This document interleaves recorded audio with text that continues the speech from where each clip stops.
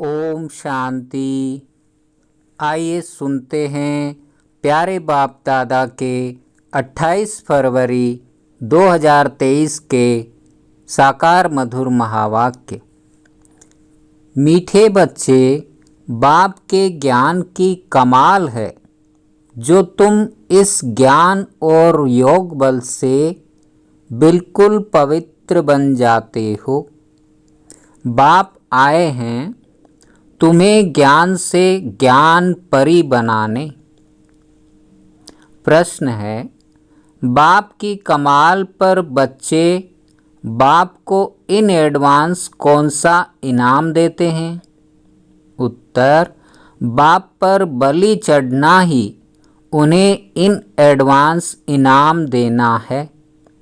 ऐसे नहीं, बाबा पहले ब्यूटीफुल बनाए फिर बलिहार जाएंगे। अभी पूरा बलि चढ़ना है। शरीर निर्वाह करते, बाल बच्चों को संभालते, श्रीमत पर चलना ही बलिहार जाना है।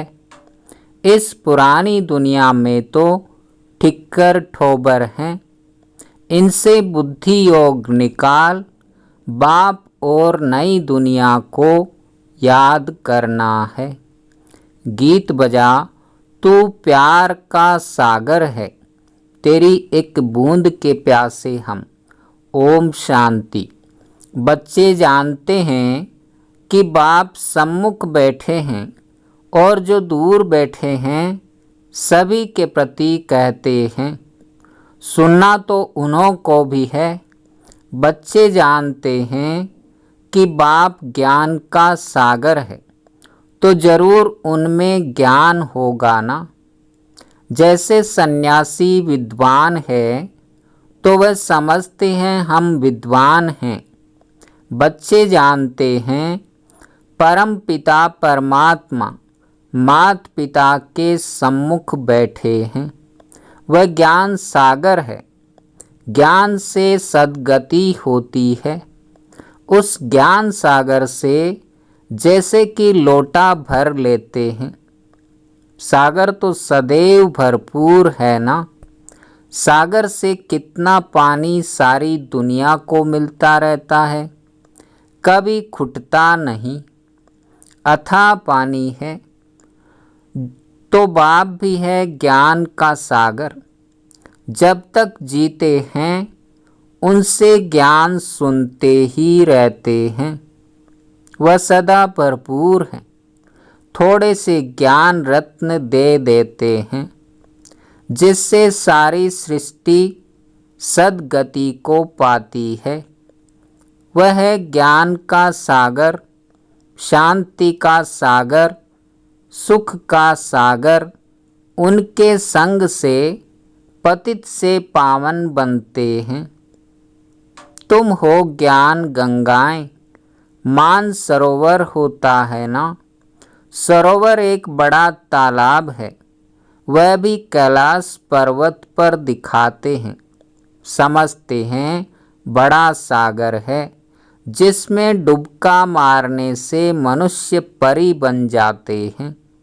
परियों का अर्थ तो समझ नहीं सकते। परियां बहुत शोभनीक होती हैं। अब तुम बच्चे जानते हो बाप हमको ये ज्ञान स्नान कराए, ऐसा सुंदर शोभनीक ज्ञान परी बनाते हैं। वहाँ तो नेचुरल ब्यूटी होती है। यहाँ काजल क्रीम आदि लगाए श्रृंगार करते हैं। यह है आर्टिफिशियल ब्यूटी। तत्व ही तमो प्रधान है। वहाँ तत्व भी सतो प्रधान होते हैं। देवताओं जैसे शोभनीक कोई हो नहीं सकते। यहाँ की ब्यूटी में हेल्थ तो नहीं रहती। वहाँ तुम्हारी हेल्थ भी अच्छी और ब्यूटी भी रहती है। बच्चे समझते हैं बाबा तो कमाल कर देते हैं। मनुष्य बड़े बड़े मार्बल की मूर्तियाँ बनाते हैं अथवा अच्छे आर्ट से चित्र बनाते हैं तो उनको बहुत इनाम मिलता है। अब विचार करो, बाप ज्ञान और योग बल से हमको क्या से क्या बना देते हैं। यह तो बाप कमाल करते हैं। ज्ञान और योग की कितनी बड़ी बलिहारी है। कमाल है, बाबा के ज्ञान बल से आत्मा बिल्कुल ही पवित्र हो जाती है। 5 तत्व भी प्योर हो जाते हैं, जिससे नेचुरल ब्यूटी रहती है। नई दुनिया और पुरानी दुनिया में फर्क तो रहता है ना। हर एक चीज़ सतो प्रधान सतो रजो तमो होती है। दुनिया भी ऐसे होती है। जैसे जैसे मनुष्य ऐसे फिर उनके लिए वैभव रहते हैं। साहूकार के लिए वैभव भी अच्छे होते हैं ना। गरीब के पास ठिक्कर ठोबर होते हैं। तो इस पुरानी दुनिया में भी ठिक्कर ठोबर हैं। नई दुनिया में सब कुछ नया होगा। तो कितना मोस्ट बिलवेड बाबा है, उनकी हम महिमा करेंगे।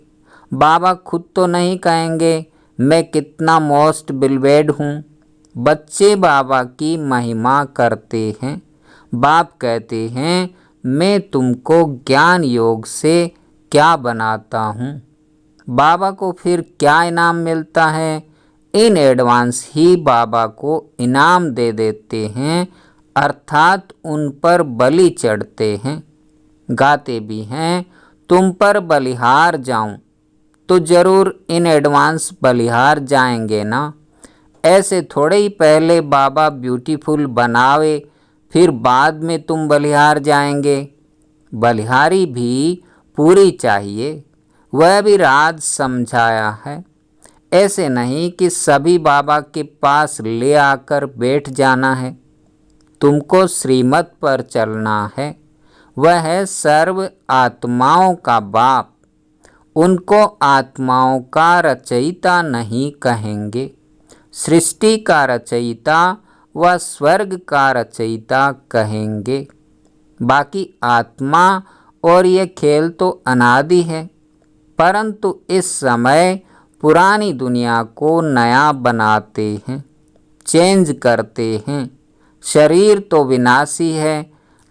बाबा अब हमारी कितनी आयु बढ़ाते हैं, बेहद की आयु बन जाती है। वहाँ एवरेज 150 वर्ष आयु रहती है। यहाँ तो कोई की 1 वर्ष भी आयु रहती है, कोई की 1 मास भी नहीं चलती। जन्मा और मरा, वहाँ ऐसे नहीं होता। सबकी आयु बड़ी रहती है। कायदे अनुसार जल्दी से बर्तन टूट नहीं सकता। तो बाप समझाते हैं अब बहुत मेहनत करनी है। तुम शिव शक्ति सेना बाप के मददगार हो। तुम समझते हो इस समय रावण राज्य है, सब विकारी है। उन विकारियों से सन्यासी अलग हो जाते हैं, फिर सृष्टि रची नहीं जाती। सन्यासी सन्यास सृष्टि ही रचेंगे, अर्थात मुख से आप समान सन्यासी बनाएंगे। उनको वंशावली नहीं कहेंगे। वंशावली गृहस्थ आश्रम में रहते हैं। सतयुग में वंशावली फूल जैसी होती है। सन्यासियों की वंशावली नहीं हो सकती, लिमिटेड हैं। यह तो अनलिमिटेड है ना। गृहस्थ आश्रम कहते हैं, वास्तव में आश्रम तो बहुत ऊंचा ठहरा। आश्रम पवित्र होता है। विकारी गृहस्थ को आश्रम नहीं कह सकते। बाप पवित्र गृहस्थ आश्रम धर्मी बनाते हैं। माया रावण अधर्मी बना देती है। मनुष्य अधर्मी बन पड़े हैं। धर्मी अधर्मी मनुष्य को ही कहेंगे, जानवर को थोड़े ही कहेंगे। तो बाप आकर धर्मी बनाते हैं। माया अधर्मी बना देती है, परंतु उनको जानते नहीं हैं। जैसे ईश्वर को नहीं जानते वैसे माया को भी नहीं जानते। परमात्मा के लिए कह देते सर्वव्यापी है, परंतु सर्वव्यापी तो 5 विकार हैं। इस समय भक्त सब बाप को याद करते हैं, अर्थात सब में भगवान की याद है। ऐसे नहीं कि वह सर्वव्यापी है। 5 विकार ही दुख देते हैं, तो भक्त भगवान को याद करते हैं। बहुत दुखी हैं, फिर कह देते हैं दुख सुख भगवान ही देते हैं। रावण का नाम ही भूल जाते हैं और माया फिर संपत्ति को समझ लेते हैं। संपत्ति तो धन को कहा जाता है। इस समय सभी मनुष्य माया रावण के मुरीद हैं। तुम आकर ईश्वर के मुरीद बने हो। वह रावण के दुख का वर्षा लेते हैं, तुम बाप से सुख का वर्षा लेते हो। बाप आकर के माताओं को गुरु पद देते हैं। यहाँ कहते हैं पति स्त्री का गुरु है, परंतु वह तो और ही पतित बना देते हैं। द्रौपदी ने भी कहा ना, हमारी लाज रखो। अब बाप कहते हैं इन कन्याओं द्वारा ही उद्धार करूँगा। कन्या का गायन है, कुमारी वह जो पियर घर और ससुर घर का 21 जन्मों के लिए उद्धार करे। इस समय तुम कन्याएं बनती हो ना, माताएं भी कुमारी बन जाती है। ब्रह्मा कुमारियां होना तो इस समय की तुम्हारी महिमा चली आती है। कुमारियों ने कमाल की है, बाप ने ही कुमारियों को अपना बनाया है, तो नाम वाला करना है। माताएं भी ईश्वरीय गोदले कुमारी बन जाती हैं। तो कन्याओं की महिमा वैसे तो सिर्फ गायन मात्र है। अब फिर प्रैक्टिकल में तुमको बाप जगाते हैं। बाप ने कुमारियों को अपना बनाया है। सीढ़ी चढ़ फिर उतरना मुश्किलात हो जाती है। अभी भी देखते हैं तो कहते हैं ना, नाहक शादी की, फिर बच्चे पैदा होने से मोह की रग जुट जाती है। तो बाप समझाते हैं आधा कल्प कन्या को शादी कराए विकारी बनाया है। अभी बाप आया हुआ है, कहते हैं पवित्र बनो। देखते हो पवित्रता में सुख भी है तो मान भी है। सन्यासियों का कितना मान है, बंधन मुक्त हो जाते हैं। वह है पवित्रता का बल, वह कोई योग का बल नहीं है। योग बल सिर्फ तुम्हारे पास है, उन्हों का तो है तत्व से योग। जहाँ रहते हैं जैसे 5 तत्व हैं, वैसे वह फिर 6ठा तत्व है। उनको ब्रह्म ईश्वर कह देते हैं, इसलिए उनका योग आर्टिफिशियल है। उस योग से विकर्म विनाश नहीं होते, इसलिए गंगा स्नान करने जाते हैं। अगर निश्चय होता कि योग से पावन बनते हैं तो फिर गंगा स्नान नहीं करते। इससे सिद्ध होता है कि उन्हों का योग कायदे के विरुद्ध है। जैसे हिंदू कोई धर्म नहीं, वैसे ब्रह्म भी ईश्वर नहीं। रहने के स्थान को ईश्वर समझ लेते हैं। ये बाप आकर समझाते हैं तो कुमारियाँ समझा सकती हैं। हम भी के इस भारत को स्वर्ग बनाते हैं, वर्ल्ड ऑलमाइटी अथॉरिटी राज्य बनाते हैं। बाप कहते हैं माताओं का नाम बहुत बाला करना है, पुरुषों को इसमें मदद करनी चाहिए। यह पवित्र रहना चाहती हैं तो पवित्र रहने दो। तो बाप आकर पहले माताओं और कुमारियों को ज्ञान देकर अपना बनाते हैं। शिववंशी तो सब हैं ही, फिर ब्रह्मा कुमार और कुमारियाँ बनते हैं। कुमार भी हैं परंतु थोड़े, कुमारियाँ जास्ती हैं। तुम्हारे यादगार का मंदिर भी यहाँ एक्यूरेट है। मनुष्य समझते हैं विकार बिगर सृष्टि कैसे पैदा होगी। बाप कहते हैं अब यह दुखदाई पतित सृष्टि नहीं चाहिए तो जरूर पवित्र रहना पड़े। गवर्नमेंट भी कहती है पैदाइश कम हो, क्योंकि वह समझते हैं इतना अन्न कहाँ से आएगा। वह पवित्रता की बात नहीं समझते। तुम जानते हो अभी शिवालय स्थापन होता है, बेहद की दुनिया शिवालय बन जाती है।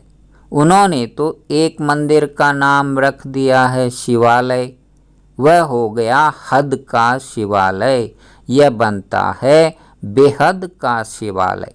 सारा स्वर्ग शिवालय कहेंगे। शिव ने देवी देवताओं की रचना की है, उनके मंदिर बने हुए हैं। वह है चैतन्य शिवालय। फिर यह वैश्यालय बनता है। चैतन्य देवताओं के जड़ मंदिर बनाकर उन्हों को फिर विकारी लोग पूजते हैं। शिवालय शिव बाबा बनाते हैं। मददगार हैं शिव शक्ति पांडव सेना। मेजॉरिटी शक्तियों की होने कारण उन्हों का नाम बाला हुआ है। कन्याएं जास्ती हैं। शिव बाबा तुम्हें अपना बनाते हैं। श्री कृष्ण तो छोटा प्रिंस था, वह कैसे अपना बनाएगा। वह तो खुद ही स्वयंवर कर महाराजा बनते हैं।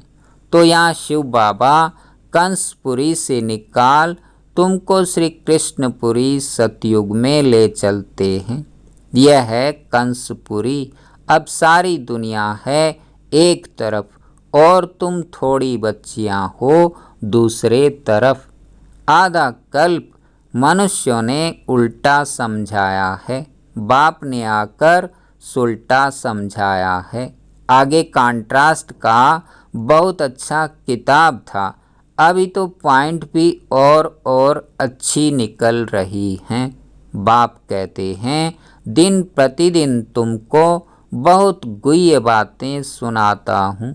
सब ज्ञान इकट्ठा तो नहीं देंगे, पहले हल्का सुनाते थे, दिन प्रतिदिन गुह्य होता जाता है। सब गुह्य बातें एक समय कैसे सुनाऊंगा। जो कुछ समझाते वही कल्प पहले भी समझाया था, इसमें कोई संशय की बात नहीं। ऐसे नहीं कि आगे तो बाबा ऐसे कहते थे अभी फिर ऐसे कहते हैं। अरे पहले तो पहला क्लास था। अजून बहुत पॉइंट्स हैं जो और निकलती रहेंगी।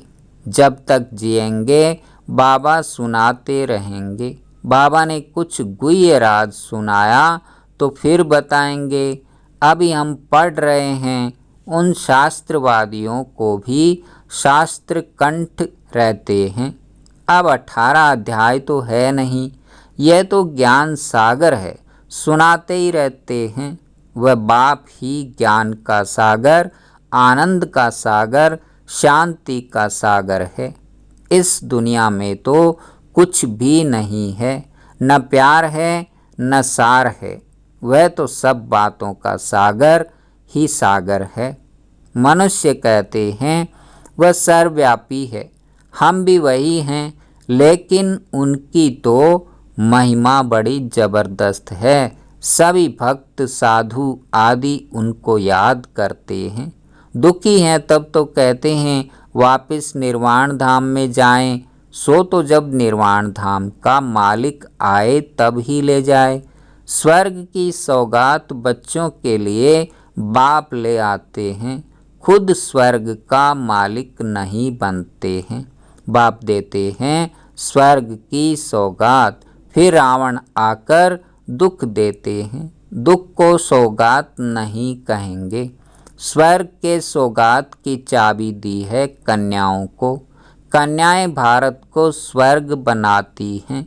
कन्याएं अपने मित्र संबंधियों को भी समझा सकती हैं।